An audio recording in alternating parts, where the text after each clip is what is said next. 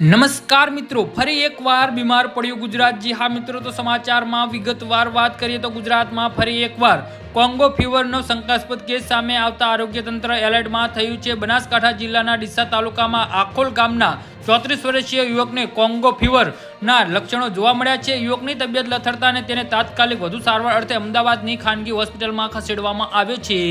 જી હા મિત્રો, અત્યારે હાલના સૌથી મોટા અને મહત્વના સમાચાર સામે આવી રહ્યા છે। તો મિત્રો, સમાચારમાં વધુ વિગતવાર વાત કરીએ તો દર્દીની ગંભીર સ્થિતિને ધ્યાનમાં રાખીને તેને હાલ અમદાવાદની હોસ્પિટલ આઈસીયુમાં રાખીને સારવાર આપવામાં આવી રહી છે। કોંગો ફીવરની અધિકૃત પુષ્ટિ માટે હોસ્પિટલના પ્રશાસન દ્વારા દર્દીના લોહીના સેમ્પલ મેળવીને પુણે સ્થિત નેશનલ ઇન્સ્ટિટ્યૂટ ઓફ વાયરોલોજી લેબોરેટરીમાં ચકાસણી અર્થે મોકલી આપવામાં આવ્યા છે અને રિપોર્ટ આવ્યા બાદ જ રોગની વધુ પુષ્ટિ થશે।